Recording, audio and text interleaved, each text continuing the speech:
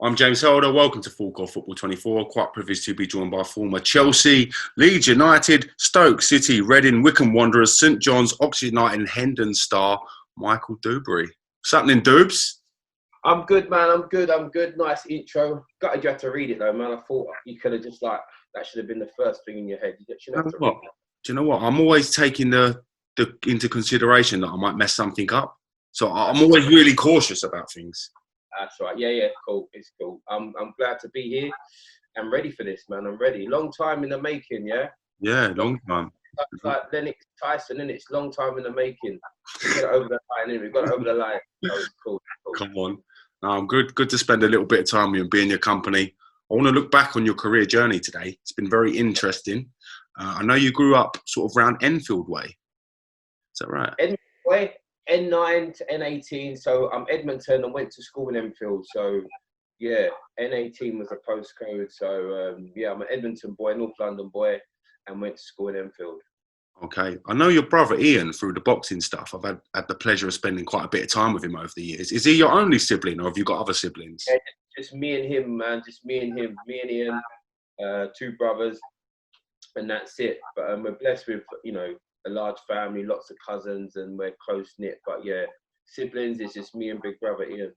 Okay. What was life like growing up for yourself? What can you remember about your early years in North London? You know what? Like my childhood is a happy childhood. The other day, funny enough, a friend of mine sent me a picture of my old house, 225 Sandhurst Road, man. Remember that? So N9. So it was good. We had this. It was a little cul-de-sac. It was like we had a little green in the front. We used to play football.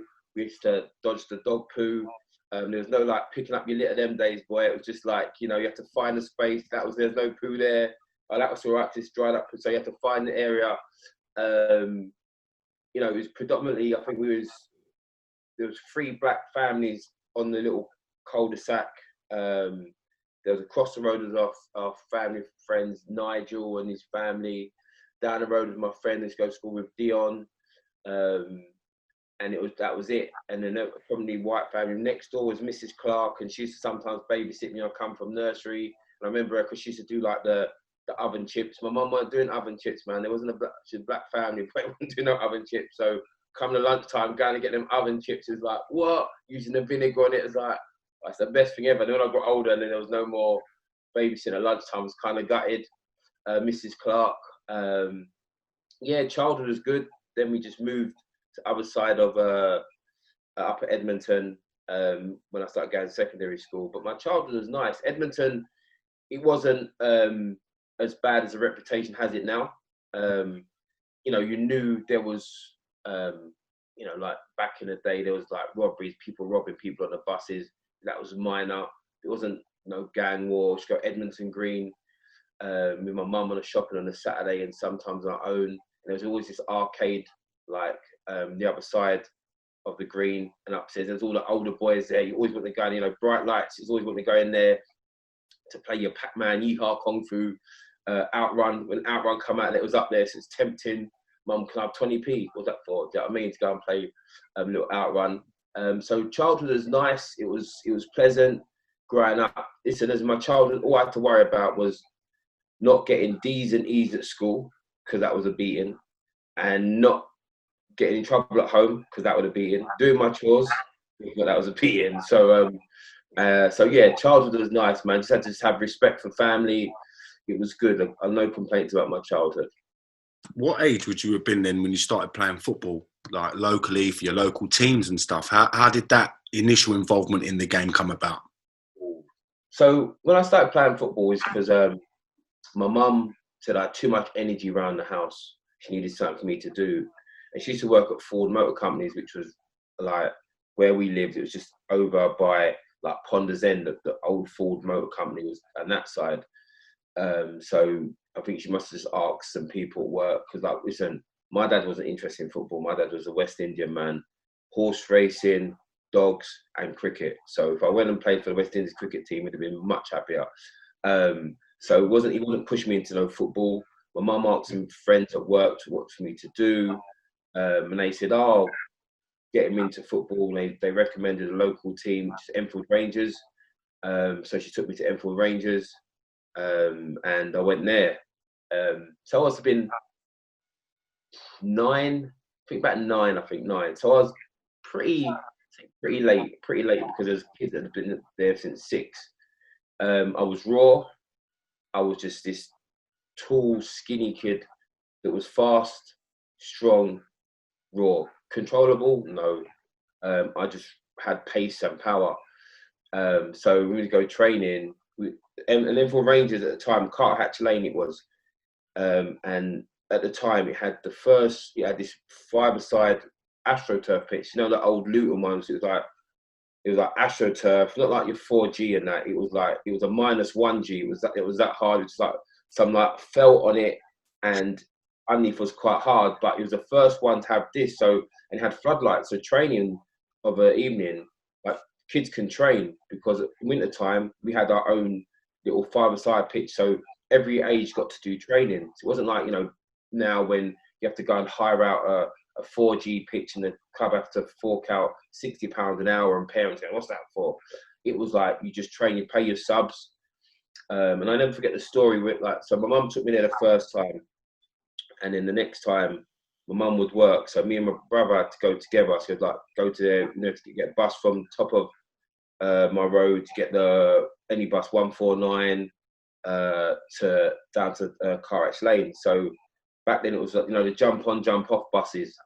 So we jumped on, and I must have gone training. I must have had these tracksuit bottoms, like, had many different pockets. So I must have put the money somewhere, jumped on the bus, sitting on the bus, conductors come up, said, fares please. You know, in them days it was like 15 pence, like the fare. So I'm going to get the money the mum gave me, looked in the pocket. So, and the conductor got money, like thinking we're hopping the bus. So the next one goes, you two have to get off. I was like, oh, on the way training. And my brother's going, where's the money? Like, I'm searching. I must have searched about 5 different pockets. Like, and this track, so many pockets had these things. Got off now, walk in. I'm like, where's the money? Lost the money. Gutted now, thinking I've got to tell my mum I've lost the money, because part of it was my subs money. So I'm walking there now. And all of a sudden now we found the money, like in one of the, must have been in the bottom pockets, while I put it down there, trying to flag a bus, trying to jog to train, get there late. Sorry, no worries. Get there training. But be fair, because we saved on the bus, on the way home, we had money for chips. So me and brothers kind of buzzing on the way home minutes. We got off, had this extra money, portion of chips, walking up the road, boy. It was like heaven, boy. But yeah, it was one of the first time I went training. But it was always, listen, like Enfield Rangers, massive place in my heart. Ron Fowler, my first manager, he passed away a few years ago. I went to his funeral. But Enfield Rangers was the club at the time.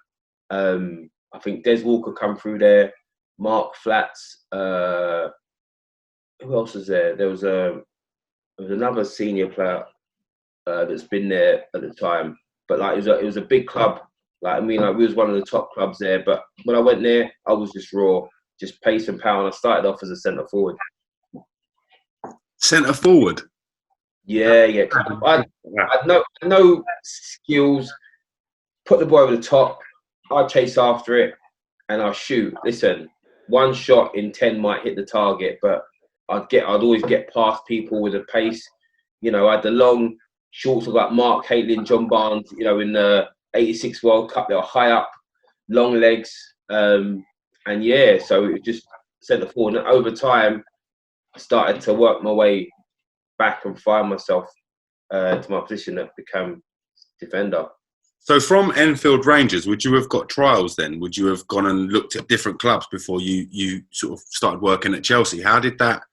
No, so when I was at Enfield Rangers, most of my teammates were like at Spurs, and so sometimes at training there was only a few because everyone was at Spurs, and I wasn't. I was raw. So as I started to develop, I started to find myself, and I've always had this thing where I believe one of my qualities was learning and developing and determination. So I'd look at these players and thinking, you're the top player, that's where I need to get to and learn. And so I started developing and growing as a player. So, you know, started finding myself, you know, my control got a little bit better.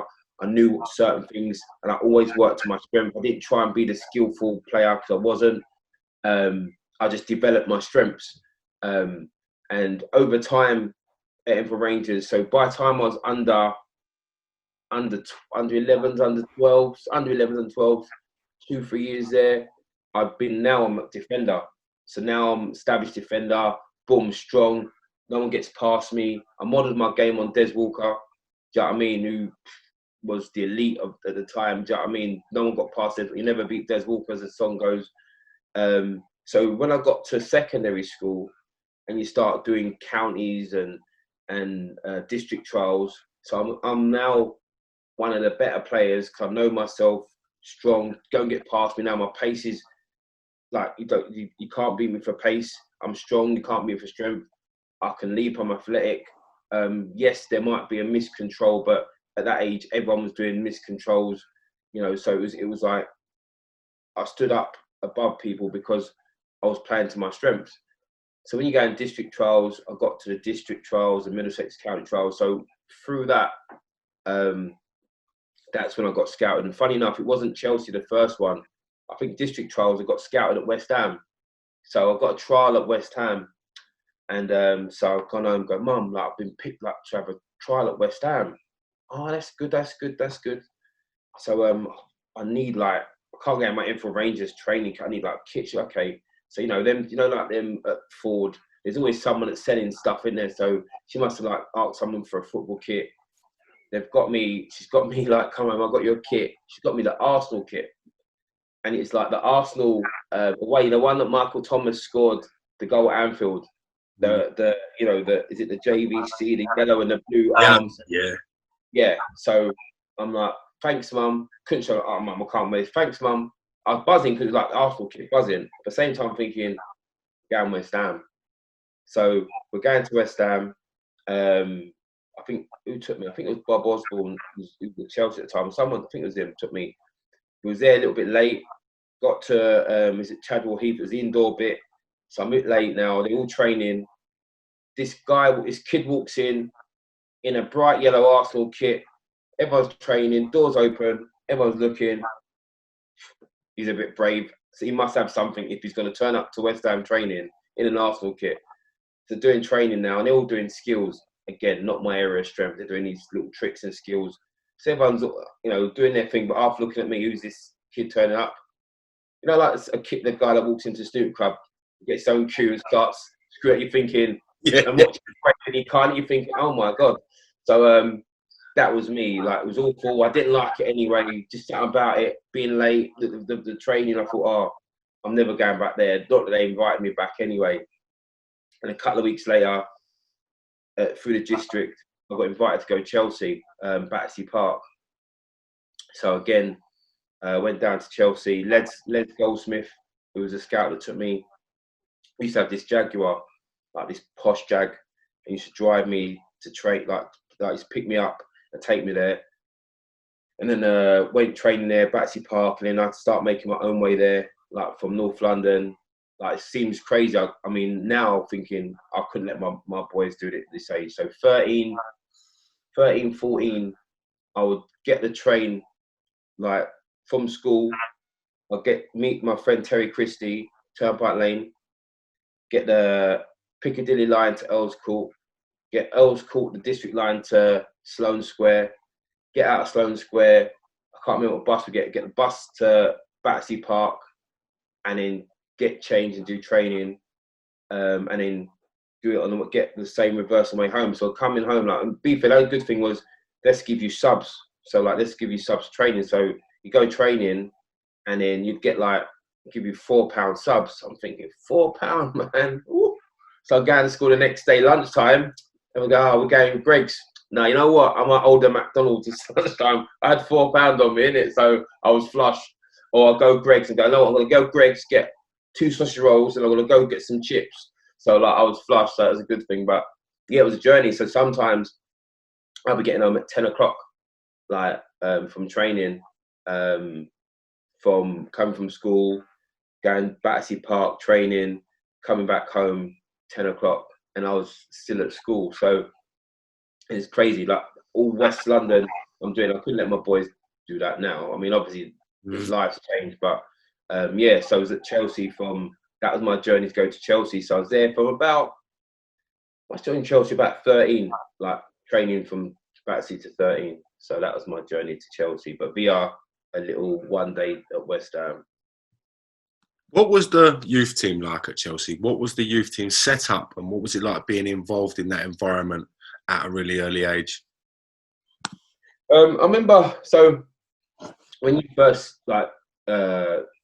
join Chelsea, you used to go, sometimes you go Stamford Bridge, and then there might be a bus that takes to Battersea or goes. So when we go to Stamford Bridge early on, and we see the apprentices, and it was Frank Sinclair, Eddie Newton. But remember, when they're like that age, they're like grown men to you. And Frank was boisterous, Frank was boisterous from there. What, you all right? You all right, my man? Yeah, you good? Eddie's like, Eddie was a bit more relaxed. You cool, yeah. There's Ramon there.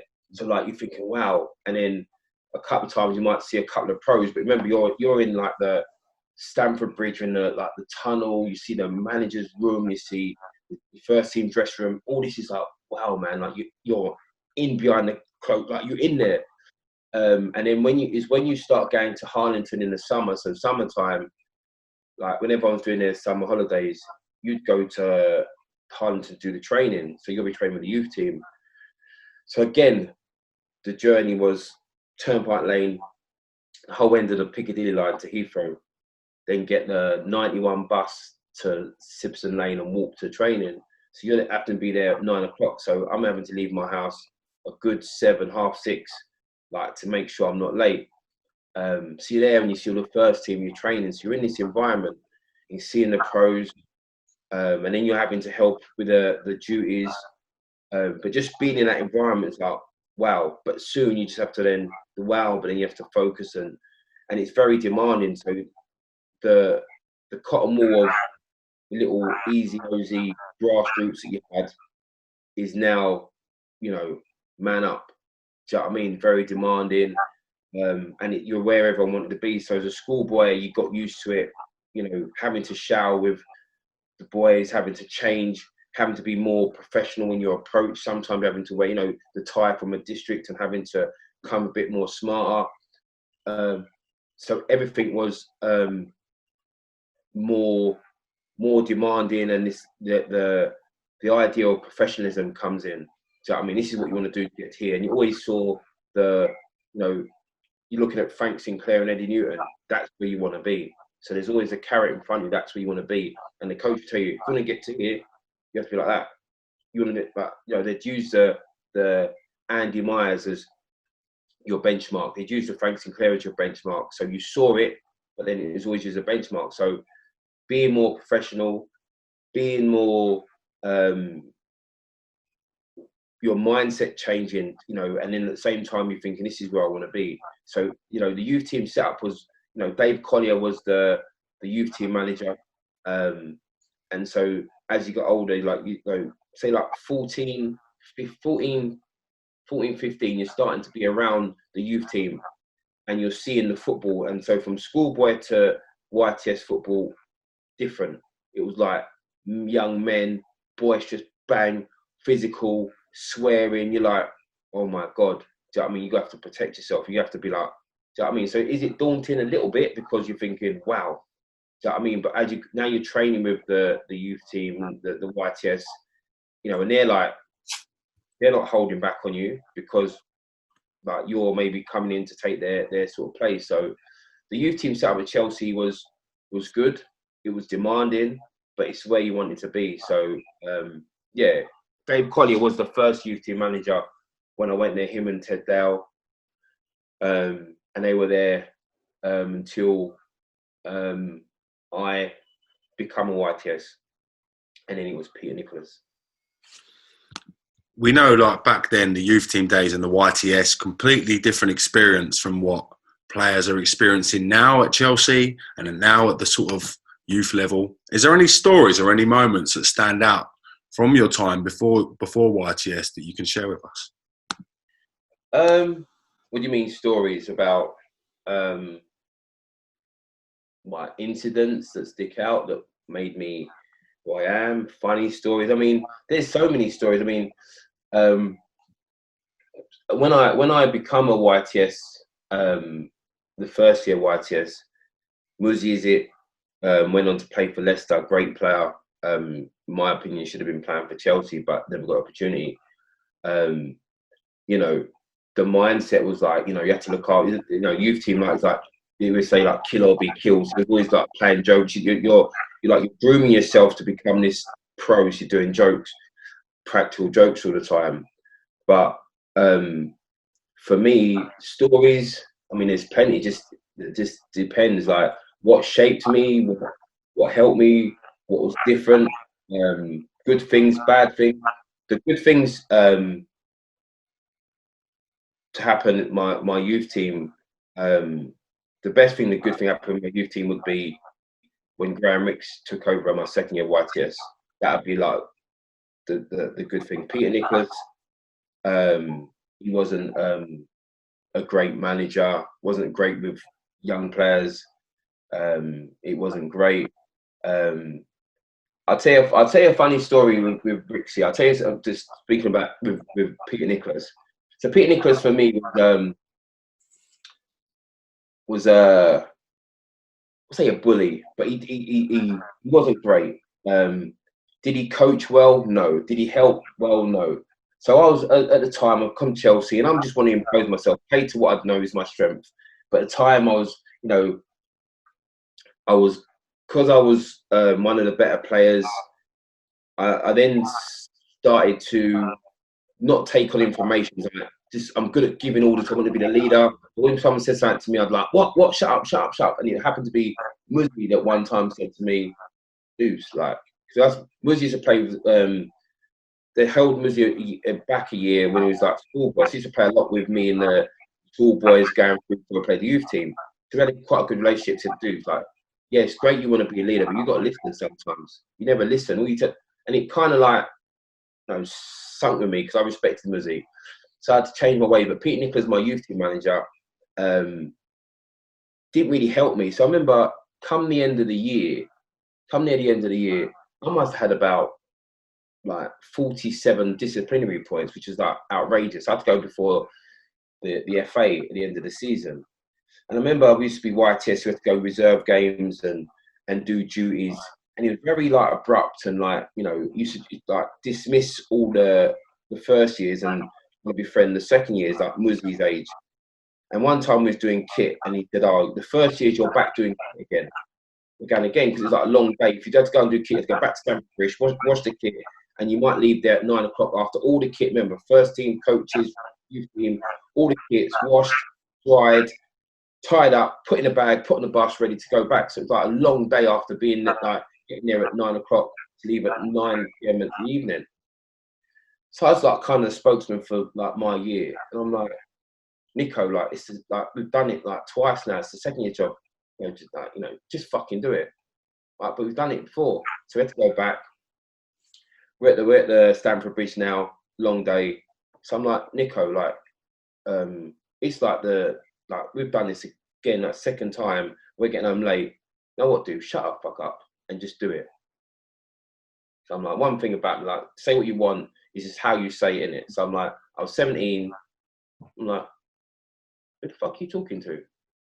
So this is me and my youth team, and I'm not like disrespectful like to anyone.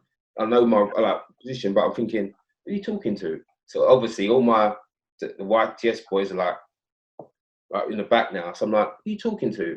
Just fucking do it. Don't fucking talk to me like that. What are you gonna do? No, what are you gonna do? So we're sitting there. Remember, it was like in the old Stamford Bridge change rooms. There was a dressing room, and there was a little corridor that goes to the kit room. So we was in there. So everyone's behind the glass going, so all these heads like looking out. What are you fucking gonna do? What are you gonna do? You make your move. What are you fucking gonna do? So like we're not face to face now. And at this time, I didn't really care. Like I'm not like boisterous, aggressive. I'm like, the fuck you gonna do? Do it then. And we're staring. And or what seemed like for like 10 minutes stare might have been all 10 seconds. And you see, like he's gone, just go. You lot just go. All right, just go. And then we went. I mean, most of it was nearly done anyway. But then from then, like, he wasn't so bullying and boisterous with us. But overall, I'd say it was a shit youth team coach. Even when I got the points, he didn't help me. And so it was even more of a blessing when Graham Ricks come in, who had a total different approach. got much more respect for his different approach. But you know, Nico wasn't great. But I mean, there's plenty of, if I'm honest, plenty of stories. You know, some things will trigger. I mean, youth team was a funny time anyway. You know, we used to always do practical jokes. I mean, to be fair, some of the stuff, the jokes now would be like seemed as inappropriate because of the environment, what you thought was right. Yeah. Looking back now in hindsight, the whole environment was wrong. Football was wrong in general. It was just the environment there where a lot of things were done that was like it was okay, but in this day and age now, it's not okay. So you know, football was an environment there was, you know, football's different than the real world, not in a bad way. It's just a different, you know, from real world. Same way Hollywood is different than the real world. It's the environment, it's a profession that, you know, when you're in it, the reality of the real world is so far apart, and say football is like that, and it has to be like that. So, but growing up in football at the time, youth team was very much difficult. You know, in the youth team, our difficulties with one of the senior coaches, I felt that wasn't great for me, and even it went on even to when I was a young pro in the first team, and I felt that if I was any different a personality, then I wouldn't be here today speaking.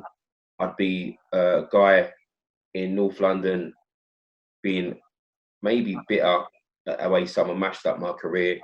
The way that, you know, there's some players that I speak to that I used to play with that are pretty angry with the way coaching went, because of obviously race and colour and how they were seen and how they were treated and how their body language was seen as, you know, if they had a bad day and coming in, if they was tired walking in the dressing room, just being tired, then they had a chip on their shoulder when, you know, the white counterpart might have just been, "You're right." Do you know what I mean? So it was seen differently. Yeah, it was a football, you know, and, you know, to be fair, not much has changed, to be honest with you, as far as how it's perceived. It's just the perception of a black man, a black player. But yeah, the environment was very much different. But like I say, I had in my head to make it, to get through, because I always said I'll get through, and these people have to treat me differently when I'm through and I've made it. And they did. You know, some of the, you know, the coach that gave me a hard time, and again, down the line as we get through stories, there'll be more stories that I'd say that made it difficult for me. And there's thing of making things difficult for people if you're telling them the lesson. Do you know what I mean? If you're saying, "Listen, I'm gonna do this for you because I know you're a good player and I want you to get through it, but you're gonna have to push yourself." If there's a lesson, it's easier. But when you're just relentlessly trying to crush someone, with nothing being said or explanation, you know, it kind of makes you a bully and abusing your power. So, but my youth team days were full of joy, funny, some great characters. Yeah, like it was again, my second year was better with Rixie being there.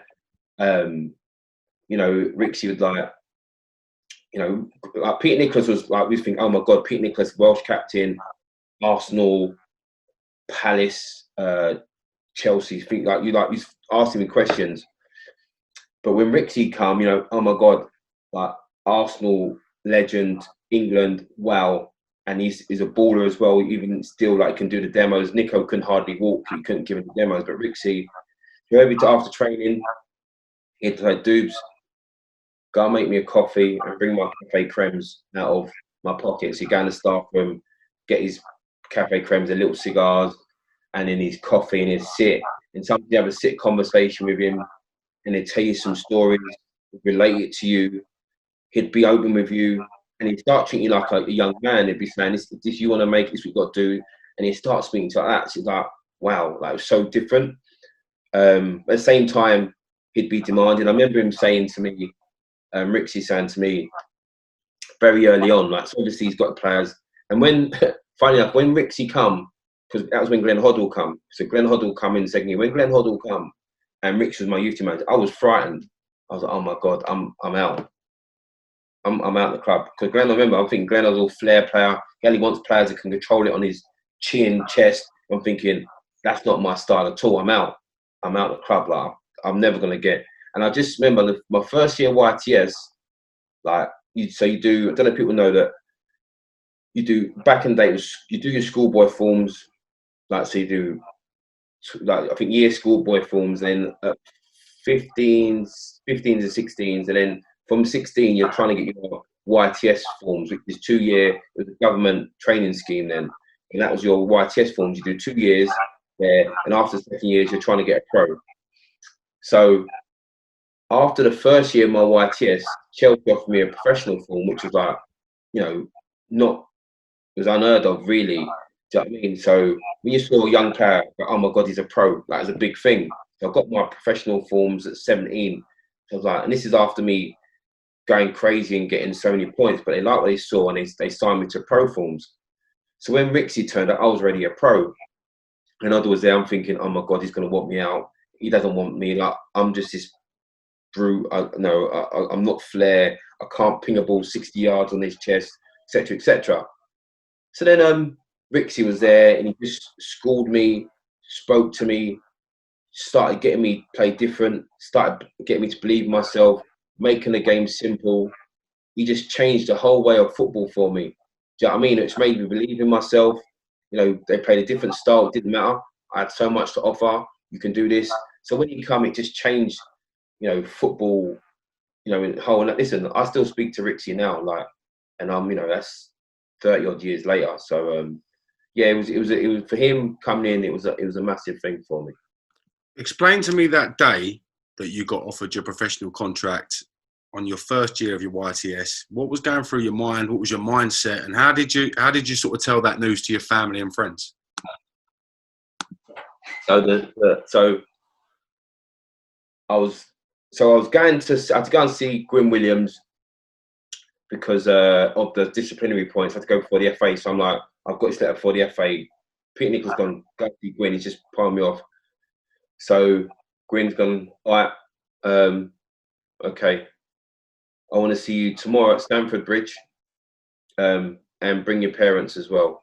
So I'm like, oh my God, like, I'm thinking he's going to sack me. Like, honestly, I'm thinking he's going to sack me. I said, Mum, Dad, like, got to go to Stamford Bridge. My dad's like, what? Like, I had a whole day, like, so he was vexed anyway, like, that you had to go and take the train. So Mum's going, okay. So we've gone to Stamford Bridge. So I've knocked the door, Gwyn. Okay, come in. How you doing, Mr. Dewey? Okay, cool. So I'm sitting down in the chair. Now I was in Ken Bates' office, like in Stamford Bridge, like I'm looking in Ken Bates' office. So Gwyn's sitting there. So sitting down and goes, okay, like, listen, Michael's, he's got disciplinary points, blah, blah. But you know what? It's part and parcel of the game. That's right, we're sorted it out. All it is going to be, he's going to end up missing 2 of the first games next season. But what I really want to bring you here is we want to offer Michael a professional contract. I'm like, oh my God. And I was like, oh, I don't think my dad understood the magnitude. Oh, cool, good. But he's just saying good. I was like, oh my God. So I did the forms. I think it was like £250 a week. I signed it. I think it was like 4 year. Is it a 4 year deal? 2 year, 2 or 4? It might have been a 4. Yeah. So and then like I got like signing bonus. So I must have got like a 10 grand signing bonus. I got like £2,000 every summer signing bonus. And I was buzzing. So on the way home, like my dad was just going, "You're gonna start giving your mum some rent as well. Don't worry about that." Yeah. I'm like, yeah. So the first I was like buzzing. I'm sitting there like, oh my God, I'm a pro. Oh my God, like sitting on the train, like getting the train back. Mum's like, oh, well done, son. Oh my God, like just sitting there, like, you know, like on the train, just sitting there, I'm a pro. And my dad's just going, yeah, make sure you give your mum some money for renting. Like, I'm like, yeah, yes, dad. Like, that's what he's worried about. So I got home, and I think the first thing I did think the first thing I spent my money on was a dishwasher, because I hate, like, remember, I had chores at home, lived at home. So the first thing I did was bought a dishwasher. So I thought, yes, mum, no more washing up for me. There you go. And then I must have bought the cable, paid for the, I said, mum, can I have cable in my bedroom? Yeah, but if you want cable in the bedroom, you have to pay for cable for the whole house. So obviously, it's like, you have to, so yeah, so I paid for the cable in the house.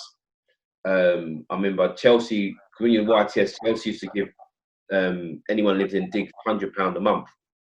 So they'd stop that. So I was giving my mum £100 a month, like keeps. Yeah, there you go, mum, hold that. Dishwasher, yes. And I remember I thought, I'm going to buy a car. But I didn't have a license at the time. So I went down to, on 4th Street, Edmonton, they had this Ford showroom. And I remember bought this, saw this silver Fiesta SX. It's like, looks sporty looking, silver with these black trim bumpers and they weren't alloys, but they're sporty wheels, with my mum. So I think it was like 4,225. So I must have put down the money and thought, yeah, so I'll give it to my mum to drive, like, because I didn't have a car. So mum was driving it. Like, I remember J354EX, boy, that was a number plate. Always remember that number plate, boy. So yeah, so signing pro was like, yes, I'm pro now, and all this sort of stuff. But I was excited. But yeah, I went in there thinking I was going to get sacked, and then end up getting a pro contract. What was your first impressions of Glenn Hoddle? Can you remember the first day you met him? Yeah, Glenn Hoddle was like icon. Glenn Hoddle was the David Beckham of the 80s. Like, he was an icon. He was a trendsetter. Like, Glenn Hoddle, they had his shirt out, had his socks with the little 2 tassels sticking out, his boots, he's doing a little, like, he was like, I'm not saying the mullet, I didn't follow the mullet, but he was like the David Beckham, the trendsetter of like the 80s. So when he come, thinking, oh my God, this player. So when he joined the club, like, he just knew everything about the club, every player in the club. I remember he'd like, he didn't think he knew you, and he'd speak to you and he'd say, how do you think you played on Saturday? You'd think, I did all right, gaffer. But what about that ball we done there, done this, done that? You're thinking, how do you know that? Like, he seemed to know everything. He'd test you, he'd push you. And I just thought, wow. I think, if I'm honest, he's the only manager, maybe because I was young, that I was actually like not fearful of. Like, he got older, I didn't fear a manager, like, but he was the only manager like this. Didn't want to be late for him. Like, don't want to be late. I'm thinking punctuality, but had this like aura, this fear. Maybe because I was young. But I remember him being around the training ground. He's kind of quarter, morning gaffer, afternoon gaffer, Dubes, and it was just Glenn Hoddle. Do you know what I mean? It was just Glenn Hoddle. So he had this aura about him, and he still. If I see him now, I still call him gaffer. Do you know what I mean? If I see him now, I just still call him gaffer. Like, couldn't call him Glenn. I'm like, too personal. Like, gaffer. Do you know what I mean? But it's just, I don't know. I mean, it's similar to, like, American school. They see a coach, he's always coach, isn't it? Like, Coach Belichick, coach. Do you know what I mean? Coughlin, he's just coach. So I just still call him gaffer. Like, to my mark of respect, he's like gaffer. Do you know what I mean? So yeah, he just had this aura about him. But he was very on me. He was on me all the time in a good way. Like, not like the other coach. His assistant Peter Shreves was on me for just niggly things and silly things. It's horrible. But he was on me for, like, just making sure. Maybe saw something, maybe didn't, but he was on me, make sure I didn't just get out my prime, and like discipline. And the discipline he instilled in me from a young age is still with me, like, to this day. Like, discipline and behaviour, and making sure he was on me from day dot. Would you have played a lot of reserve team football before making your professional debut for Chelsea? Oh yeah. Like, I mean, funny reserve. So when I was a youth team, I was still at school. So I was still at school. I was still at my school, Enfield Grammar. So I must have been maybe the 5th year. Yeah, it must have been the 5th year. So sometimes it's like get let off early to go to football, and there's a reserve game at Stamford Bridge. So I got let out early, got to Stamford Bridge, my school uniform, yeah. So like I got told to go and see Eddie Nesvetsky, the youth team manager, the reserve team manager. So I was like, okay. And he said, "You're playing today." What? You're playing? Go in there and get changed. So I'm like, oh my god! I remember there was like I remember there was Steve Martin, Terry Skiverton, who were they were a year above me. They were first year YTS, and they didn't play, so they was a bit like, how's he playing like schoolboy playing? So I went in the change room, and I went in the change room. I'll never forget this. So in the change room, there was Kerry Dixon, Dave Besant, Steve Clark, Gareth Hall, I think Ken Moncal. And these are first team players. I just remember Kerry Dixon. I'm like, because I wasn't like all familiar with Chelsea when I was at school in North London, but you knew Kerry Dixon. So I'm in there now, like, oh my god. So I'm in there getting changed. I'm thinking, rah. So I play this game now, Dave Besant in goal.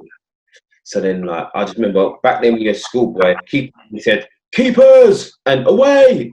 Only two shouts, keepers saying it, like, they're not saying nothing else. They're not saying, "Go left, go right." "Keepers! Away!" or "Get up." That's the basic things that keepers are saying, schoolboy levels. So I remember playing, and Dave Besant's game, I'll never forget it. He was going, "Dude, go left." And then I was right there for the right ball. Step right. And I was there. I was going, rah. Like, he had me in position. Yeah, drop. 5 yards, drop 5. Did it all through the game. He taught me through this game. The game was so easy. I was like, wow. Like, I remember playing, like, I had a decent game, and I was playing at Stamford Bridge. It was an empty stadium, but I was playing there with, I'll never forget. So I played the game. I was like, thanks. No, well done, you. Well done. And the players going, well done, you. Like, schoolboy, well done really well. Hey, well done. So I'm like buzzing now. So I remember, so now, like, you play reserve games, ain't no program. It's an A4 sheet of paper with the teams on it. So I remember, boy, I found a team sheet, folded up, put it in my blazer, went to school the next day. So I'm like, yo, what's going on? So like, what? So reading it. I saw my name on the same sheet as Kerry Dixon, and I go, "What, you play with Kerry Dixon?" "Yeah, bro." And I go to school, I had status. "Yeah, bro. Yeah, like me and Kerry, like, bro." I remember, never forget that. I pulled it out of my blazer like it was some, yeah, hold that, yeah, look at that.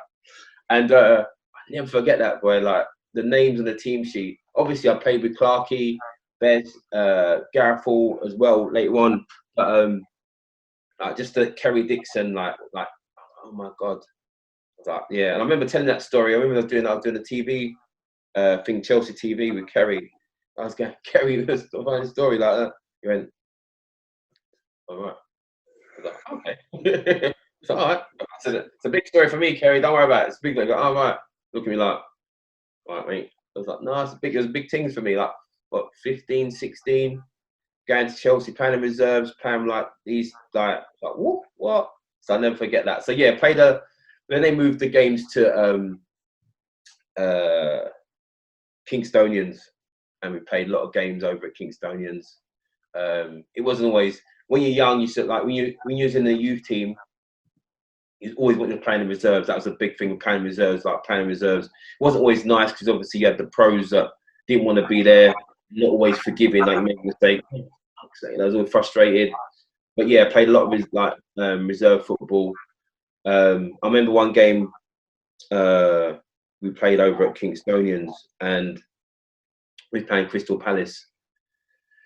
I think I must have been a young pro. I might have been a first year or second year pro.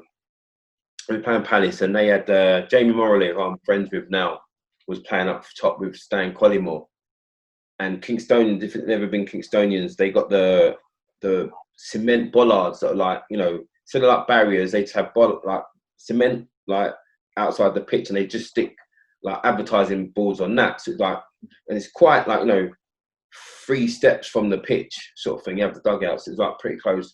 And I remember running down the first half, running down the line with the centre forward as Jamie, and I must have shoulder barged him, not like vicious, like boom, and he must take tumble, and he must have banged into the cement bollards. Game was stopped, ambulance on. Oh, bloody hell.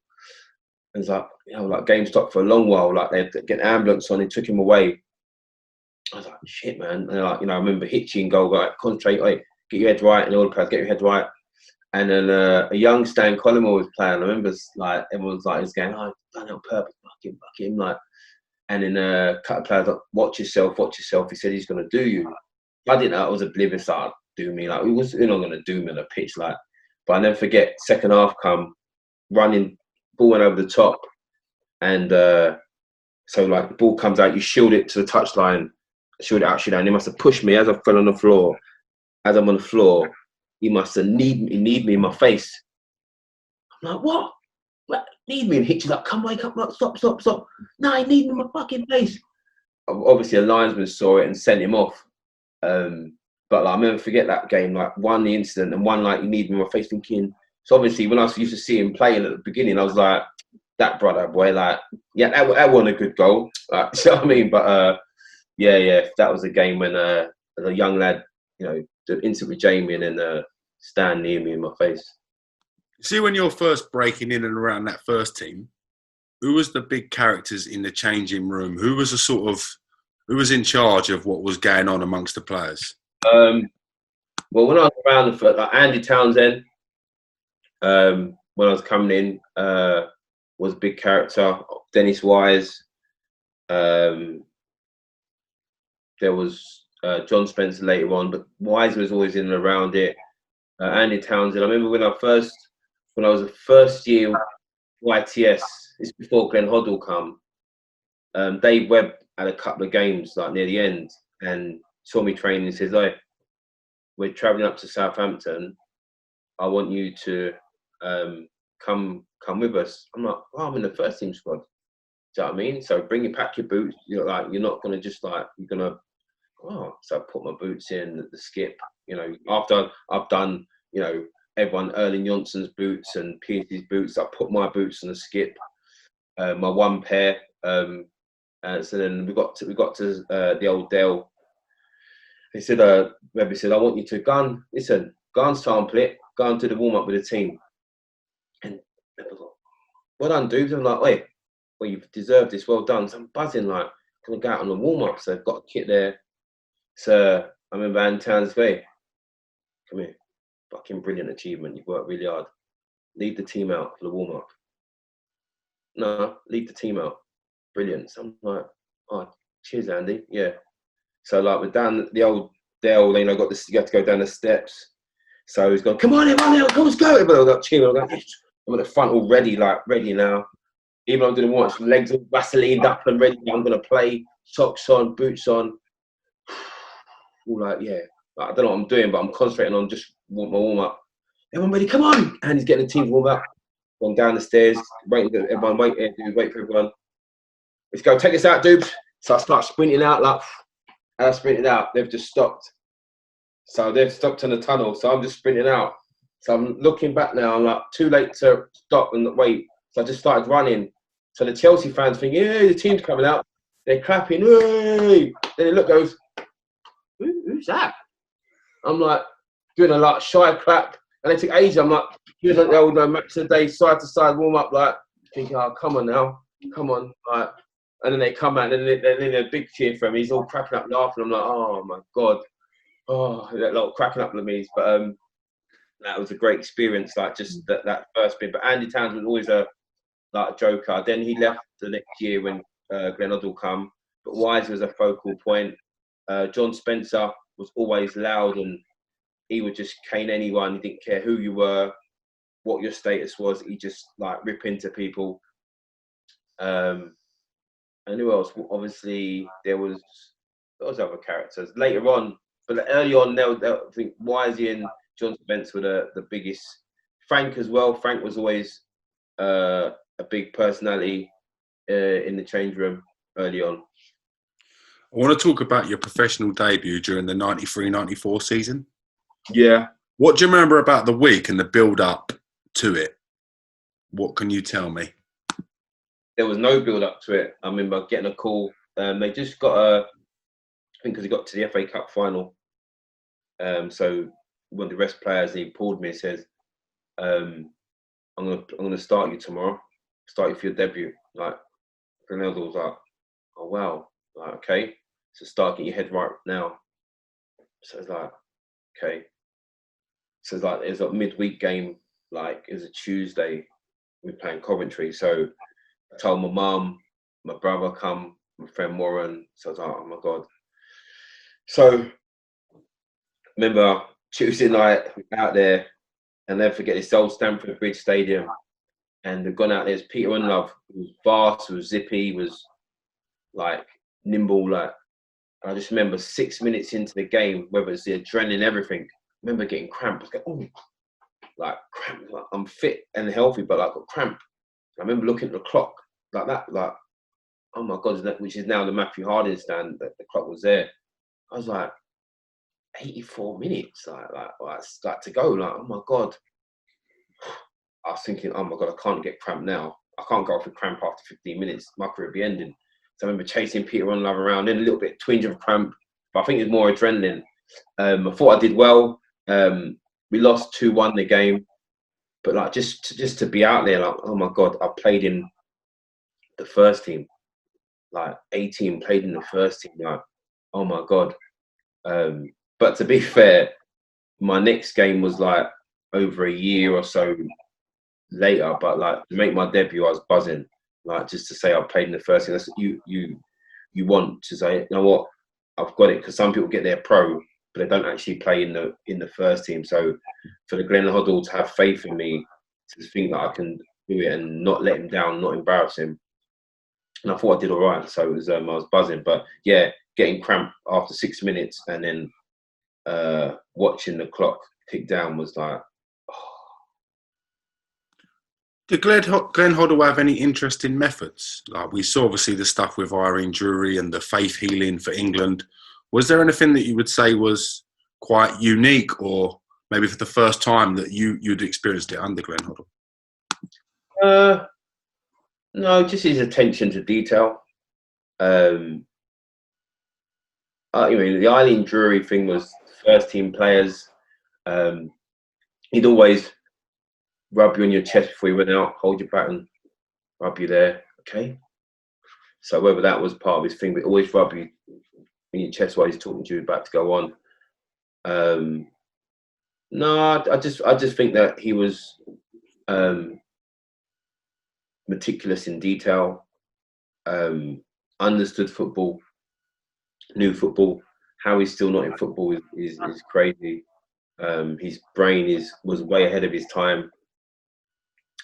And maybe the whole Eileen Drury thing, eventually people didn't understand. So when people don't understand something, it's never a good thing, and it works against you. But yeah, I just think he's meticulous in detail, and yeah, it wasn't anything extraordinary that I saw him do, apart from the Eileen Drury. But that was just a belief, the same way some people might believe in acupuncture. That was just part of his, you know, rehab and the mental side of things. Right now, all that mental side of things is coming into it, just branded under something different. Do you know what I mean? We have a sports psychologist come in, you know, and his thing was Eileen and her faith, and it was just a different approach to the same thing we want. Get players to be that 5%, that 2%, or get them to be at their best so they can play at their best. And that was his way. It worked for him. If something worked for you and you believe in it, you're just going to try and implement it as the manager, as the boss. You see it in businesses all the time. Do you know what I mean? So it's another thing that he wanted to try and do. But at the time, it didn't really go down too well. Not too many other people believed it. And when other people don't believe it, sometimes it never works. We saw you have a short stint at Bournemouth on loan. Coming back after that, did you feel that you were ready to cement your place in the Chelsea first team? I mean, Bournemouth was the best thing ever. Like, honestly, I went down there, 18, and going to Bournemouth. I was like, okay. Remember going down there, they put me in this B&B. So I went in this room, had this room, it was ground floor room. It was an old school hotel. We had the key and the big wooden thing at the end of the key, so you could never lose your key. The old guy at the door, you know, at night, there's the night thing. So to get back in at night, it was late, and then 11 o'clock, you have to knock on the door, then him to let you in. So I just remember like going down there. I remember the first game went down there, and Bournemouth were like will be League Two now. We went there. We played a game.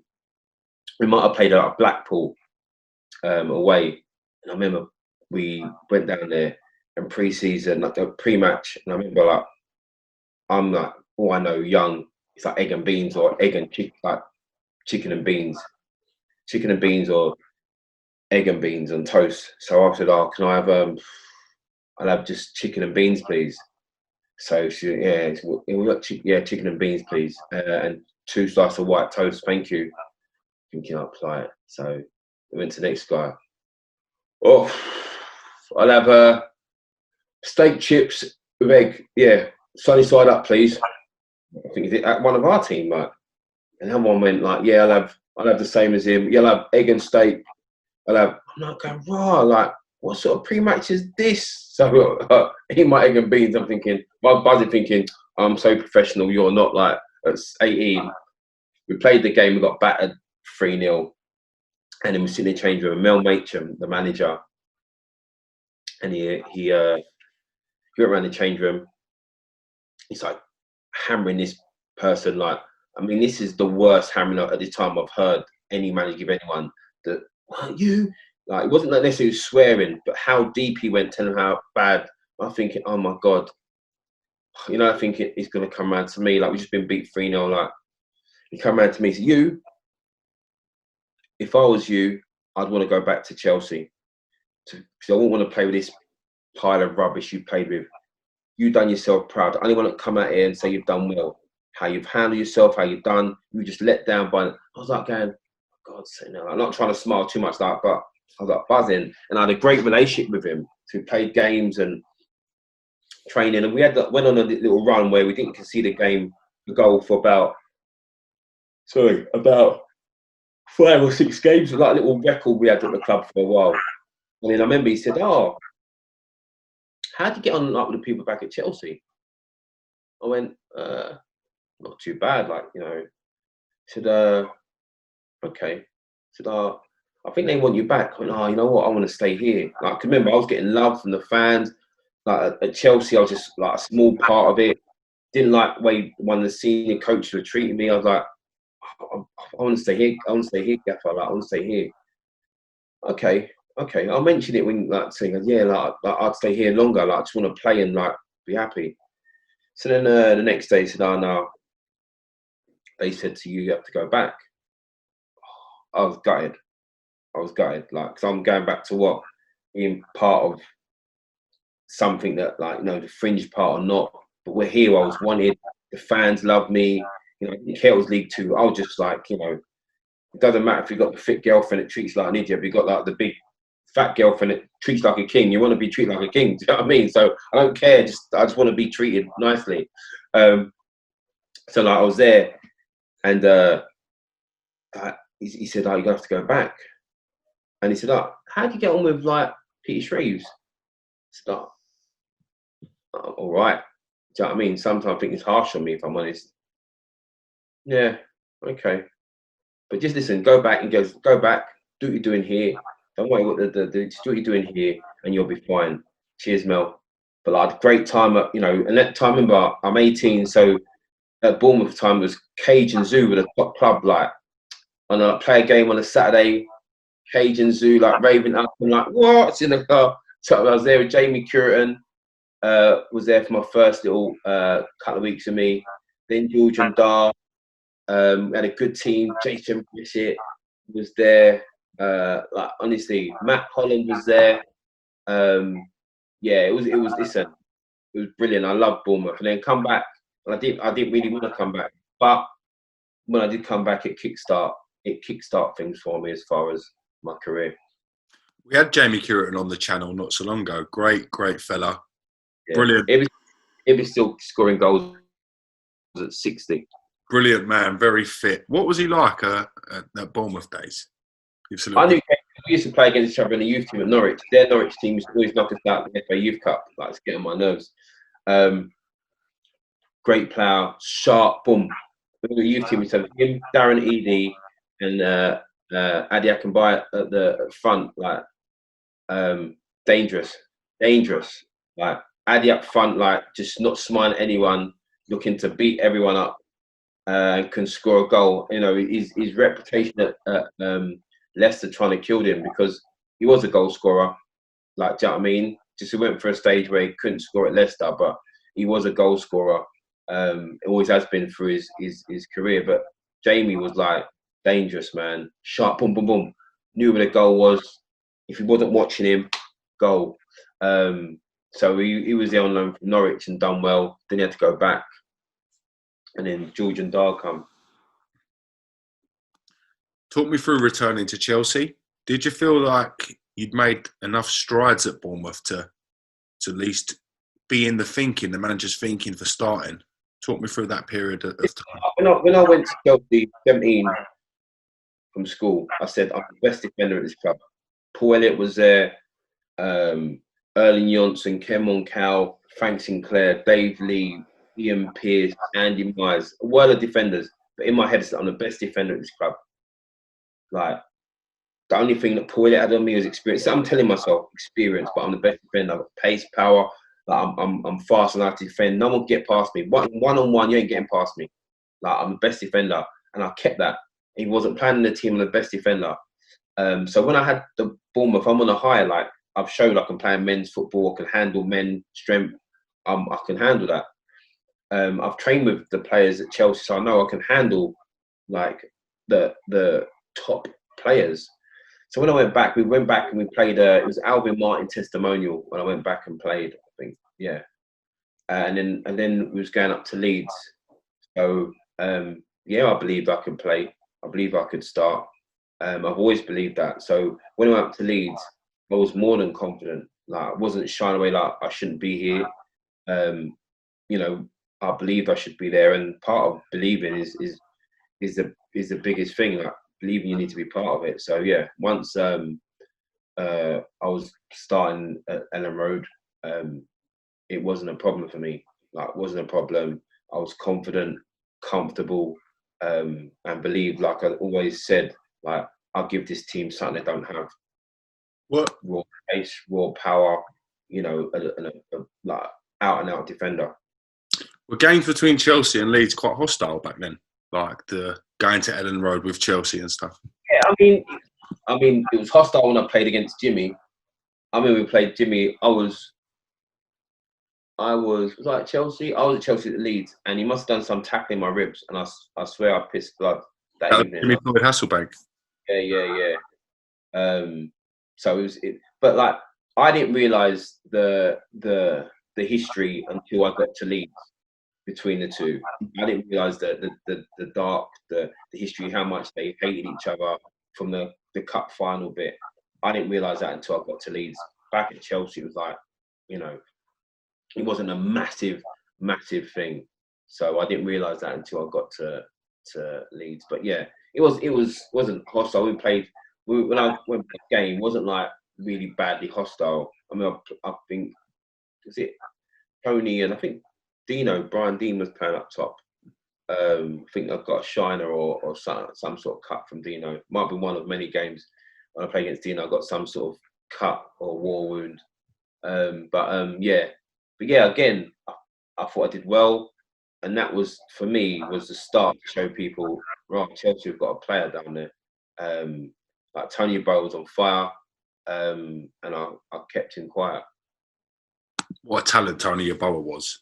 Just seemed to score great goal after great goal. Yeah, I know. Highlight. What a player. Do you feel after that you were sort of established yourself then? That was the time where you came into your own? No, never. It took me to establish myself at Chelsea.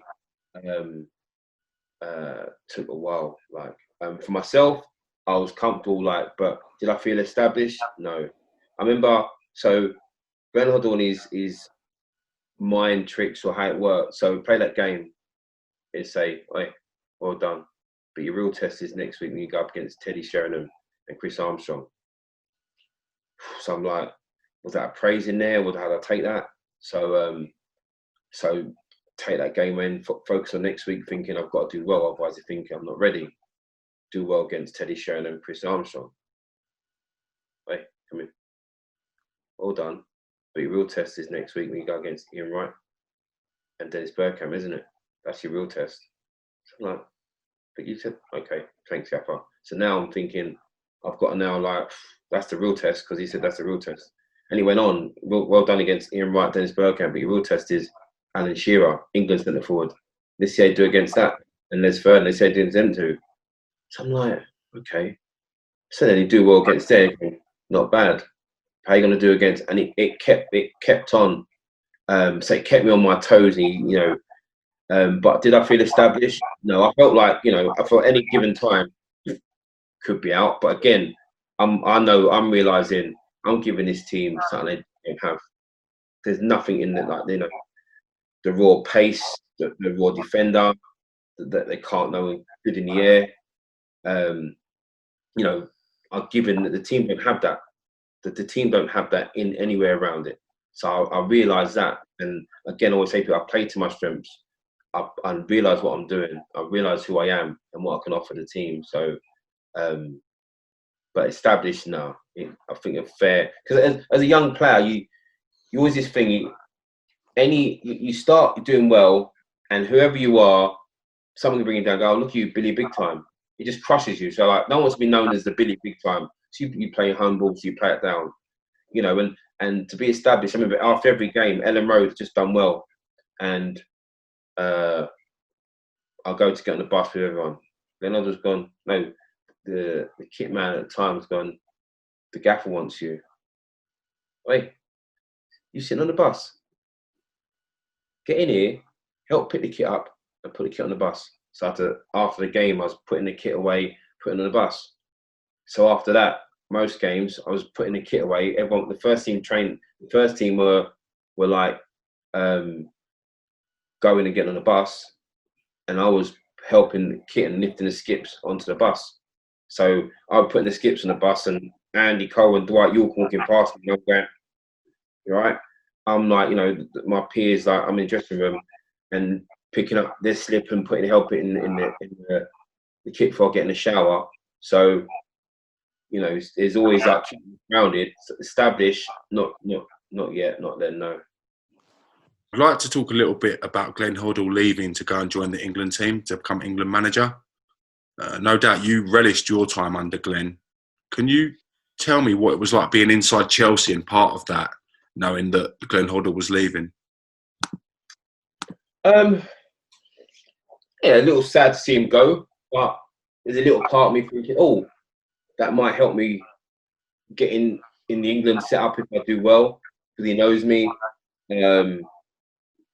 But also you're thinking, oh, what's going to happen next? But I was just happy that he was going to England. I thought it was brilliant. But then again, you're thinking, what was happening next and who's going to come in next? But yeah, I mean, it wasn't too like down as far as like, football doesn't allow you to be sentimental, to be honest with you. People move on, it's part of the game. But like, quite happy for him. And at the same time thinking, well, maybe it might help me if I do well. He might bring me into the England setup because he knows me, he had me from a kid.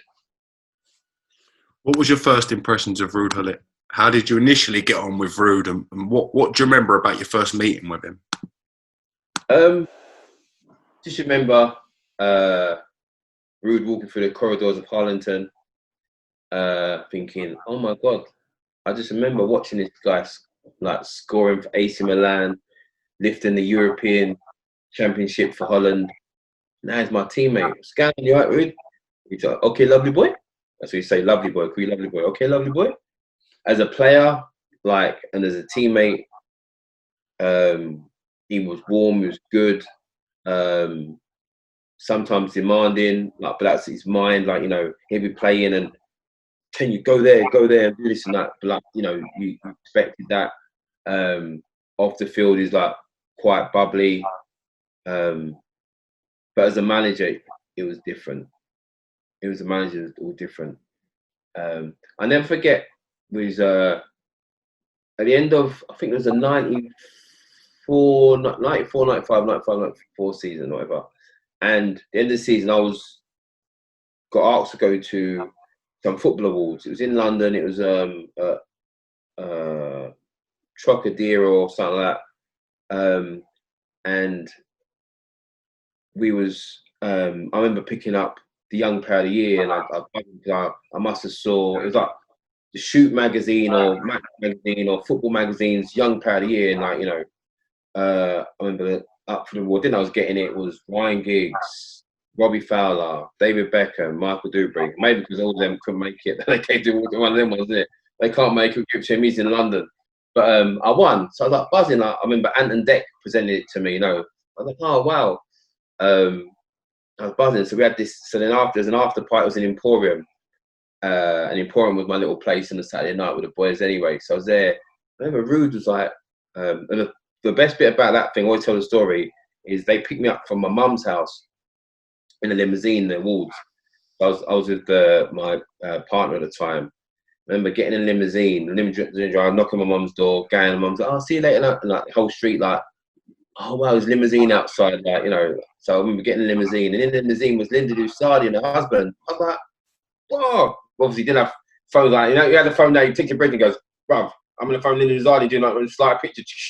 But like I couldn't do it now, so I was like, all right. And if I was like in a limousine with Linda Lusardi, oh, I couldn't believe it. I was like, made it. I thought I'd status.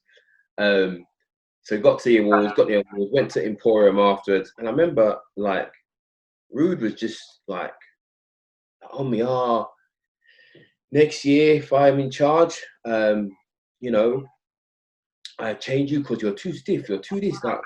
And I was like, steady, Ruud, like. And I remember Eddie was going, "Ruud, man, steady." No, yeah, steady. And yeah, he just kept like, when we were doing banter wise, just caning me. So I was like, "All right, Ruud, like, relax, man." Obviously, teammate then, innit? Relax. What's going on, like you're like stiff, like giving a bit of banter anyway, giving him some back. So obviously, then he becomes manager, and you know, true to his word, like that's what he started doing. Like, you know, he changed. He used to have this. I'll never forget. He had this thing where he, in the mornings, he had a list. So he had a list of the like training ground. So in the morning, he did this skill circuit. So he had virtually all the young English players, all young players, and a couple of like other players, maybe like Frank in there, not an Eddie, someone else. Like, so virtually all English players out doing this skill circuit in the morning before training. So then like to be out there and they have all like the foreign players watching from the dressing room door, like the change room, like half laughing, like, "Oh my God, wow, look at this." But I'll never forget, like, every time we done this, Luca Vialli and Frank Gazzoli used to come out. And he'd be go, "Oh, come on, come on." Like, say, like, "Don't worry about it. Listen, just do it for what it is. It's good." Boom, boom. You just think, so, well, if Gianfranco can do it, if Luca can do it, you know, skill circuit, boom, dribbling, these little skills. So, like, they half made it a little bit better. But part of us, like, why we do it? If it's something, why is everyone doing it? Do you know what I mean? So it made it a little bit like, so as a manager, he was very, I understand you have to separate, but there's a massive difference from him, the manager, him, the player. As a player, yeah, liked him, got on well. As a manager, not so much, man, not so much. So the season was difficult because he was making decisions in his head. I think he believed that him and Frank LeBoeuf could have played together. But like I always said, no one in the squad had what I had and offered what I had. Just a raw defender that could defend, you can't get past, had the pace, had the power, good in the air. It gave like Chelsea that. So I remember one game we played against Ipswich, and him and Frank LeBoeuf plays in the cup, and they were just getting over the top. None of them wanted to run. None of them could run. None of them had legs. So it's like easy, boom, running off them. I was like sitting there like peed anyway. Like, I'm not playing like, you know, we said about established. By this time, I'm saying I should be playing. I'm like, again, in my mind, I'm the best defender in this team. Like, don't get me wrong. Like, I'm not saying I'm the best player. I'm the best defender in the club. Like, that's how my mindset was. No one gets past me one-on-one. Like, I read the game. You know what I mean, I ain't got the years experience with Steve Clark, Frank LeBoeuf, like even a Graham the Soul, whatever. But I can read the game. There's certain stuff, yes, you might get on time that comes with inexperience, but I'll make up for it with my pace and my style. So I was thinking, how am I not playing? So I'll never forget the time. So I went to see Ruud the next day. So I remember watching training. So I said, Ruud, can I have a word, please? And he was watching, like, the training was this way, so he's watching that. I'm behind him. So, Ruud, can I have a word, please? And he carried on watching training. So I'm like waiting, thinking, that must be long enough now. Can I give it a little bit more? I'll give him a chance though. Ruud, can I have a word, please? Ruud, can I have a word, please? 1 second, lovely boy. So now I'm like, so I'm standing at the door and he's watching through the window. Again, it seems like ages. So he turned around and he's like, okay, lovely boy, what is it? So I just want to know, like, why I wasn't playing yesterday. Why you wasn't playing? This time he looked at me. Why you wasn't playing yesterday, lovely boy? And now he's walking towards me. He's as if I wanted to try something. Okay, and then walked off. I'm like, I remember, like, I was back to, like, and Rich was like, hey, leave it. No, like, leave it. So, like, them sort of incidents, like, that, as you remember, I'm young. I feel I should be playing now. Like, I'm looking around. I'm well aware of what everyone has to offer, the team. So I'm not getting mad. So, as a manager, would I take to him? No. Did I think he was a good manager? Not looking through my 44-year-old eyes. At 22, 21, didn't even then. Like, just his people management wasn't very good. It was his first job, I suppose, so it wasn't very good. So, as a manager, it was hard. Some of the things he'd done were just like hard to swallow for a man point of view, let alone football. So yeah, as a manager, it was tough. As a player, loved it, loved it. Like, it's Ruud Gullit. I can say now, Ruud Gullit, like, is a football icon. Like, you know, modern day football. You know, in 50 years' time, he'll be a football icon. The guy with the dreads and the moustache, like, that's a figure that everyone will remember. Do you know what I mean? Like, whether it be in the Dutch kit or the AC Milan kit, like, he's a football icon. So, and we were teammates. You know, I've got a picture when I scored at Wimbledon, FA Cup. Yeah, and he's running behind me. To be fair, the kit's pretty shit, but it's an iconic picture. Him running behind me, cheering me on. So, you know, it's yeah. But as a manager, not really, no. he scored another iconic goal as well against Manchester United in the 2-1 win. Yeah. What does it feel like to score against Man United? It was. Listen, I didn't score many, so it's great to score in general. But I remember it was my mum's birthday, Old Trafford. My best friend was in the stand. My brother was in the stand. You're scoring against, you know, iconic goalkeeper in Peter Schmeichel, the legendary Man United. So it was brilliant. I remember the celebration. I think I was trying to do at the time. Right, he done the Chris Eubank pose like that, and I remember I was running off. I was like, I think Roberta didn't turn in front of me, and I was like trying to do the Roberta, the Chris Eubank pose, but it didn't. I don't know what people thought. They must thought I had stiff arms, but it didn't really work out. There's the same pose that Wright had done. I remember he done it. Scott Highbury's went, and I thought I'll try and do that, but it just looked, I was just going like that. So I thought I must have thought he's doing the turtle. Yeah, but it gets remembered, doesn't it? Like, it's one of my few goals, but everyone remembers a goal scored against Man United at Old Trafford, so it gets remembered. I'd like to talk about that history-making season for Chelsea. Big year for the club, especially in the club's history. And at the time as well, it was like a transition where first sort of big silverware coming back to the club in a while. What do you remember about that season from the start, from the outskirts? Like I said, it was. I I felt I was established part of Chelsea Football Club, like the team. Glenn's gone, Ruud's taken over. There wasn't too much of a massive, drastic change, but you know, Ruud brought in Gianluca Vialli. Did he bring Vialli? Yeah. And he thought, I think, did he bring in Gianfranco Zola as well that year? Or he's brought in Gianfranco. So we had players, man. We had like established internationals. We had a team. So for me, it was like making sure I wasn't the weak link because, you know, I was the only non-international as such, young lad, doing my bit.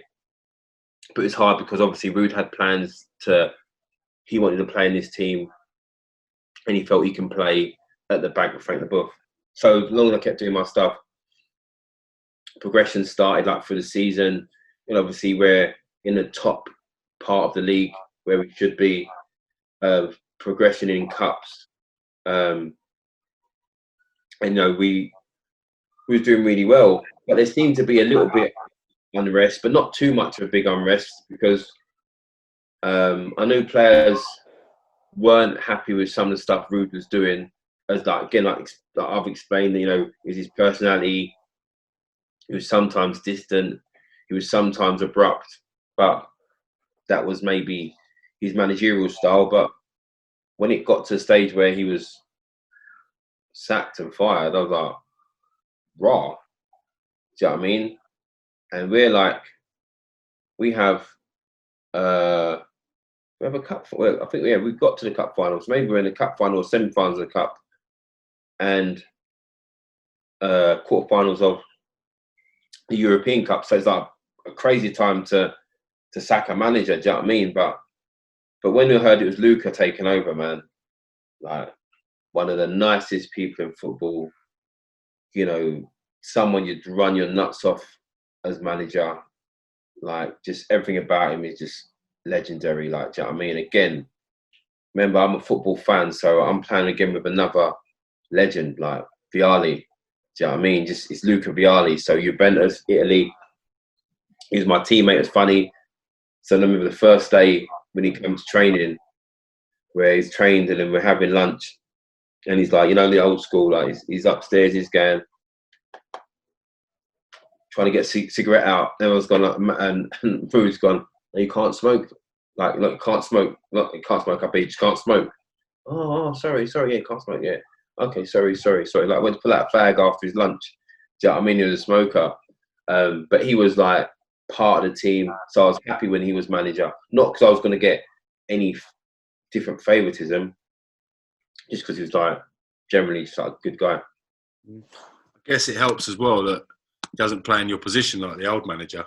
Must be weird. You've got a manager that still plays in your position. Weird. But the thing is, he doesn't. Ruud was playing midfield. Glenn never played Ruud. He played Ruud once, sweeper behind myself and Andy Myers once. I think played a five. Played a back four on him behind, like, because he didn't have the legs to play. So, but he played in midfield. He played like higher up. So he played himself in that position because he couldn't get around at the midfield. And he thought he can get at the back and dictate the play. But the Premier League is, you have to be an athlete. You can't, you know, gone are the days where you can be Jan Molby and dictate play. You have to be an athlete. So he found that very easy, very soon on. I'd like to focus a little bit on Gianfranco Zola. Such a cult figure for Chelsea in the history of the club. What was it like to play with him at the time, Dubs? It was just, you know, in all, like he was like majestic, great player. We had a free kick or any dead ball, you're thinking this could be a goal. Hard worker,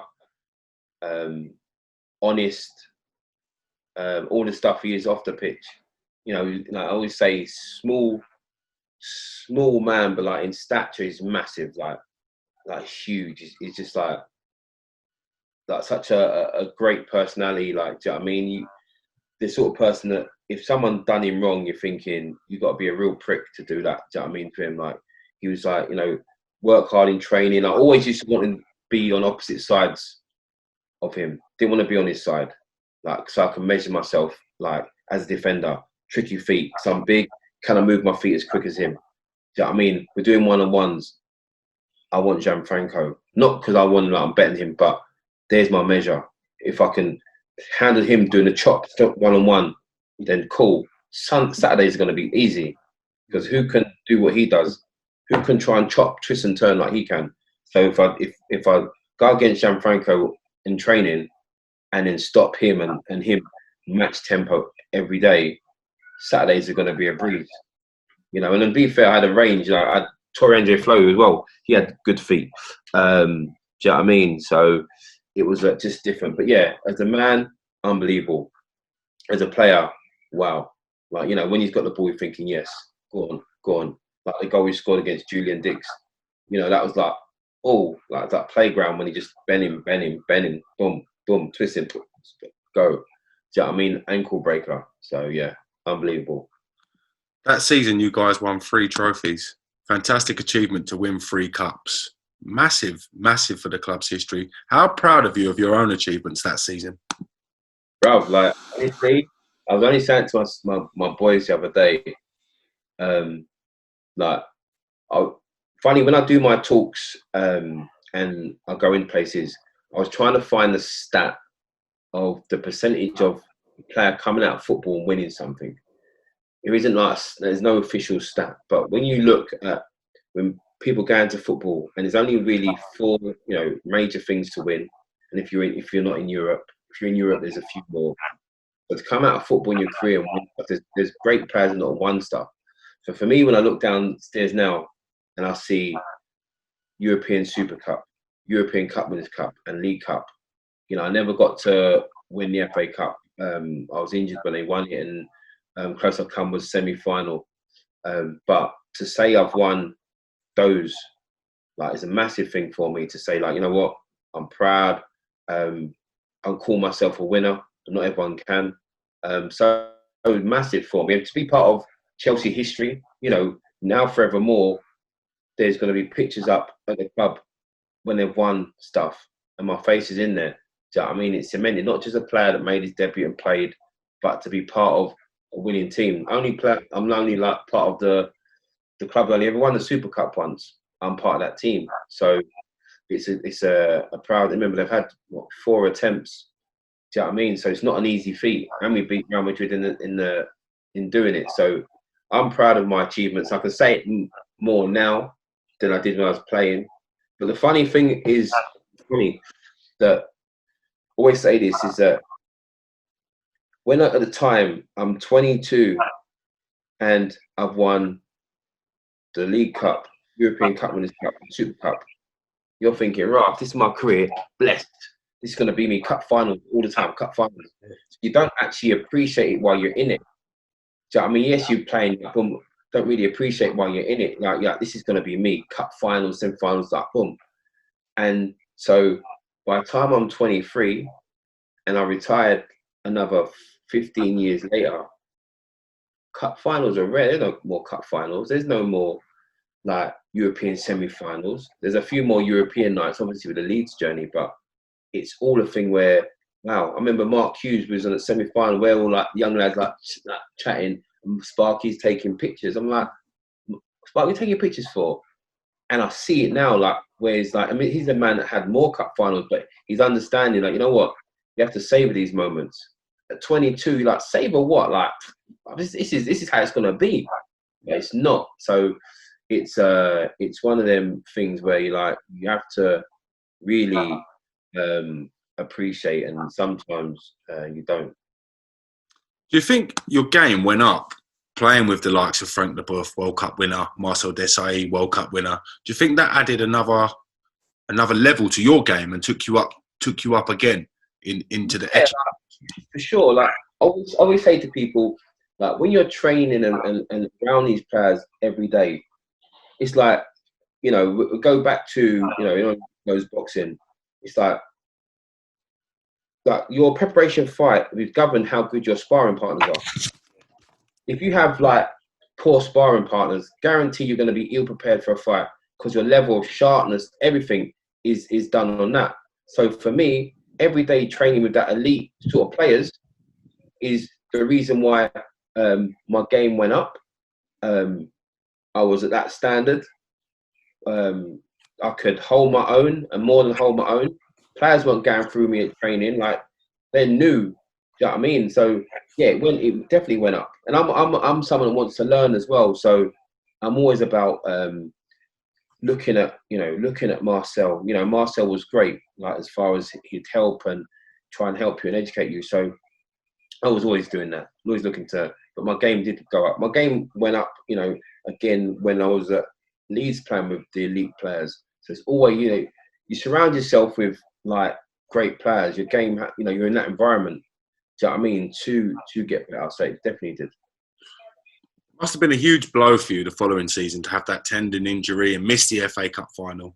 Like you mentioned, at a young age, you think these cup finals are going to keep rolling and rolling, but yeah, like very, very big, prestigious tournament and big final to miss. Yeah, so when I never forget, I was training and I just like no one around me, and like, what's that? My Achilles, and at that time, Achilles injuries were like career ending. Neil Webb, I think like 3 seasons before, had Achilles injury and he couldn't come back. So I was sitting there 21, worried, like, oh my God, like it's my career's over. Like honestly, I thought my career's over. Like, so got the surgery. And funny enough, I always said the first person I got a message from, like when I came out of surgery, was Dave Seaman, and like wasn't like good friends with him. Like yeah, like I'll get good luck, get well message. Like do you know what I mean? But yeah, that was my first real injury as well. Do you know what I mean? So you know, you've been healthy and fit all your life, and to have this first real injury was kind of crazy about missing it. I remember when the '97 when they won the FA Cup, was after the after dinner thing. There was the FA Cup. Goes, dude, you want a picture? I said, no, you know what? No, I'm not having a picture when I win it myself. Obviously, I'm thinking we're gonna get there again. Never held it, so I should have took a picture there and then. But yeah, I did. It was a bit gutted, but my thing was to get back fit and to get back playing.